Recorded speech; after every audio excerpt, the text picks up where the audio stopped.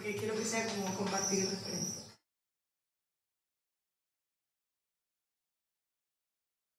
El anterior día se habló aquí en varias ocasiones de videojuegos y arte, y por las veces que se citó la idea de contar mi historia tuve la sensación de que algo no me encajaba, porque se hablaba de contarla en el sentido gonzo-suareciano de abducción individual pasional.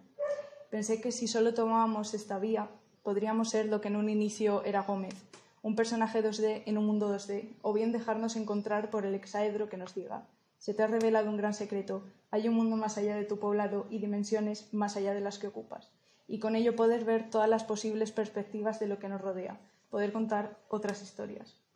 Como mi línea de investigación habitual tiene que ver con la crítica de las imágenes y el activismo, arte y activismo, y las nuevas formas que adoptan la cultura post-internet, he pensado que la mejor forma de articularlo podía ser a través de referencias de teóricos, artistas contemporáneos, game artists, artistas post-internet, activistas que piensan en videojuego mainstream como un artefacto cultural integrado e influyente. Todo ello he querido aunar en la etiqueta post-videojuegos, que vendría a ser el arte y las teorías críticas sobre el videojuego y sus efectos estéticos, sociopolítico-culturales, etc. Bueno, antes de nada, querría recomendaros la lectura que muchos de vosotros ya habréis hecho de Arte y videojuegos, mecánicas estéticas y diseños de juegos en prácticas de creación contemporánea, de Lara Coterón, aquí presente, en la que, entre otras cosas, trata la cuestión de la remediación, el game art como new media art, game art navegable que no jugable, etc. Empiezo con una frase en la que Jon Uriarte habla sobre el artista Rock Erms en su blog En Brut. Los de mi generación somos los primeros nativos de la era digital y eso marca una diferencia. Rock Erms ha convivido con consolas y ordenadores desde pequeñito. Ha jugado al rol, se le podría considerar un geek, un término totalmente ajeno a aquellos que no saben lo que fue una Sega Mega Drive. Como veis aquí, cabe lo pasional, pero cabría distinguir al abducido del integrado. Jon Uriarte compara a Rock Erms con Edward Curtis, un fotógrafo y etnólogo estadounidense que se dedicó durante 30 años a documentar fotográficamente las tribus indígenas de Estados Unidos. Una labor inconmensurable como la que Rock hace en el proyecto Podcast from Home durante 5 años. En este proyecto Rock se sitúa como uno más de la comunidad PlayStation Home y explora las nuevas formas de comunicación interpersonal, las nuevas identidades de este mundo virtual que no deja de ser primitivo y, como ya sabéis, ya desapareció. Alex Ott dirá de Podcast from Home: no es solo un catálogo de imágenes, sino también una narración comprometida y un documento histórico importante. Algo parecido hará Carl Burke en su proyecto The Harvest of Death 2.0, donde fotografía escenarios de guerra a modo de los primeros fotógrafos de conflictos como Garner o Sullivan. Pero en este caso, las guerras son simulacros y los simulacros son guerras virtuales que tienen lugar en Project Reality, un FPS al uso. En Serious Games, Harun Farooqui nos habla de esta simulación de la guerra y de nuestro distanciamiento con las imágenes. La distancia nos hará pasar de ser un implicado a ser un observador externo. Lo interesante de la simulación es que nos muestra es que no son una representación final de la violencia, sino que se solapan en su origen y en su desarrollo. Es decir, el soldado es entrenado a través de ellas y su ejercicio de violencia contra los cuerpos se desarrollará finalmente del mismo modo. En Death in Iraq, Joseph Delap sitúa este solapamiento sobre la mesa, generando un memorial online efímero en un juego que sirve para el reclutamiento del ejército de Estados Unidos. El artista entra con el nombre Death in Iraq y escribe a través de mensajes el nombre, edad, servicio y fecha de la muerte de los soldados muertos en Irak hasta el momento. Del documento y la acción pasamos al disenso, un disenso parecido al de la anécdota del carpintero del filósofo Rancière, que estando entarimando una habitación, es decir, estando en acción, deja lo que está haciendo y simplemente observa el paisaje desde la ventana, como el hombre de Minecraft que camina hacia el infinito. El proyecto de la izquierda es Art of Duty de Rock Erms, en el que decide contemplar la quietud de las piezas de arte que se encuentran en Call of Duty y cómo éstas son cosidas a balas. En el medio tenemos el proyecto de Georgie Roxby Smith llamado Peacekeeper, nombre tomado de una de las armas del propio Call of Duty Black Ops, en el que dos soldados, Hello I Love You, chapotean en el agua, es decir, juegan mientras el conflicto está siendo. A la derecha, Velvet Strike de Amarie Sneile, que nace en el marco del inicio de la guerra contra el terrorismo de Bush y que consiste en un mod instalable de sprays para graffiti en el Counter-Strike. En la misma página del proyecto se encuentran varias acciones de interrupción del juego sugeridas por los usuarios, como decir que eres un mártir de la paz y tirarte desde el lugar más alto para suicidarte, formar un corazón gigante con los demás usuarios, entrar en un servidor con 0 jugadores online y esperar a tener una conversación profunda con quien entre, etc. Bueno, digamos que la violencia en los videojuegos es un debate en parte gastado, sobre todo por los apocalípticos, pero no por ello menos vigente. Y ahora me gustaría referirme a las violencias menos visibles. Voy a abrir esta nueva línea con una pregunta que se hace un usuario random de Internet que dice así. ¿Cómo sería la representación ideal de las mujeres en las películas y los videojuegos? ¿Cómo sería ese juego impecablemente igualitario? ¿Qué características debería atesorar esta protagonista femenina para no parecer una zorra o una fantasía masoquista masculina, o una pánfila o una sufrida ama de casa, o una víctima de la violencia masculina, o un marimacho, o vaya usted a saber que otro estereotipo teóricamente fabricado por esa conspiración internacional de trogloditas para los que el diseño y la producción de videojuegos no es un negocio más, sino un arma secreta para el sometimiento del sexo femenino?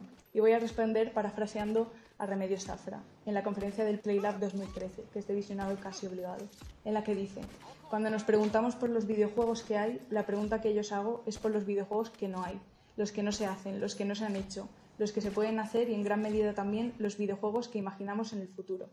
Zafra lo que hará será sumar una lectura de los videojuegos como artefacto cultural influyente y una lectura de género en la que aboga por generar nuevos imaginarios para transformar los que ya existen. Es decir, la respuesta a la primera pregunta es crear imaginarios nuevos.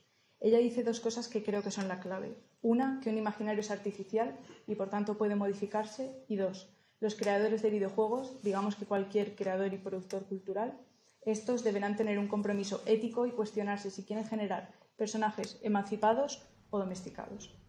Es necesario llamar la atención de esto, como lo harán los proyectos que tenéis en pantalla, poniendo de relieve de forma irónica o paródica los cuerpos endebles, domesticados y violentados. Pero también es pertinente crear estos nuevos imaginarios, lo que me lleva a varias posibles preguntas para que dialoguemos después. Si creéis que es necesario, si conocéis casos interesantes que respondan a esto, o si vosotros como creadores reparáis en este tipo de cuestiones. Aquí Georgie Roxby nos presenta con humor a Lara Croft como una diosa doméstica que tiene que gestionar su doble cara como chica sex symbol y el chico malo de la peli.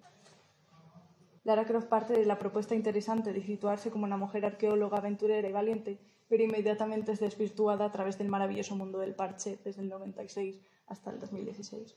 Robert Nidefer responde a esto a poder conseguir una Lara más exuberante o más desnuda para el ojo masculino heterosexual, reapropiándose el parche y creando uno que permite seleccionar a una Lara hombre, mujer, trans, travestida. Nidefer juega con el apropiacionismo duchampiano en un guiño que parece cumplirse también hoy, del reapropiarse al hackear, de tomar por la fuerza e invertir, pero que tiene su tiempo como el parche de Tina Bob del 94. El artista participa con esta pieza en la primera exposición online de mods hechos por artistas llamada Cracking the Maze, comisariada por Anne-Marie Sneider, una game artist y teórica que investigó la idea de comprender plugins y parches como un arte hacker, parasitario y subversivo. Cuando hablamos de problemáticas de los imaginarios, siempre se presenta la idea del otro. En el proyecto New Orientalism, My Grand Tour of Duty, Josh Breaker equipara al artista de videojuego con los pintores orientalistas y a los jugadores con los jóvenes de clase media alta que realizaban el Grand Tour. Por un lado, los pintores orientalistas generaban imaginarios exóticos y salvajes de un oriente que jamás habían visitado.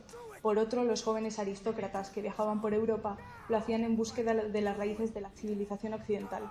Para Josh Breaker, videojuegos como Call of Duty perpetúan la estética del colapso que se venía dando ya en las pinturas usadas por Napoleón y que construyen un imaginario del otro violento bajo el ojo occidental. Cuando hablamos de imaginarios posibles, podemos referirnos a una estética de lo incompleto, como en el proyecto Finding Fanon Gaiden Alternative, en el que David Landy y Larry Potant construyen en GTA V las obras perdidas de Frantz Fanon, un revolucionario, psiquiatra, filósofo y político estudioso de la descolonización. En este proyecto, los artistas recorrieron su ideario con el fin de examinar estructuras raciales, racistas y poscoloniales tras la promesa de las nuevas tecnologías y la globalización. Como dirá José da Silva a propósito de las piezas Metrópolis de Chris Howlett, la remediación de los videojuegos también funciona como una estrategia para utilizar la naturaleza social de la jugabilidad y criticarla, y por extensión sus nociones preconcebidas de la narrativa en géneros específicos, y la capacidad de estas para reflexionar sobre los valores sociales y contemporáneos. Lo que hace el artista es un proyecto machinima compuesto por 3 películas realizadas con Sin City Creator, cuya promoción dice así: si quieres darle un poco de emoción a la ciudad, envía un monstruo gigante o provoca un terremoto para hacerla pedazos. Tú la creas y tú la destruyes si te apetece. Y con Sin City Society, un simulador social más que de ciudades que permite crear comunidades desde románticas, autoritarias y que posiciona al jugador como ingeniero social, pudiendo aplicar a sus habitantes las llamadas energías sociales, como productividad, prosperidad, creatividad, espiritualidad, autoridad, etc. y ver cómo esto se desarrolla. Howlett llega al extremo del sueño apocalíptico que todos llevamos dentro, creando distopías contemporáneas, exceso de seguridad y paranoia, exceso de imaginario de destrucción y supervivencia, exceso de simulación 3D para lo futurible. Esta capacidad experimental podría calmar las especulaciones de Lev Manovich en el famoso texto On Totalitarian Interactivity, donde el autor propone la interactividad como una forma de manipulación tiránica del espectador. Y ahora, para terminar, propongo algunas preguntas y las sumo a las que os hice antes. ¿Debería existir un compromiso ético en los videojuegos? ¿Existe un compromiso ético en los videojuegos mainstream y en los indies? ¿Sabríais nombrar casos modelo? ¿Algunos de vosotros se plantea esto como algo imprescindible a la hora de crear?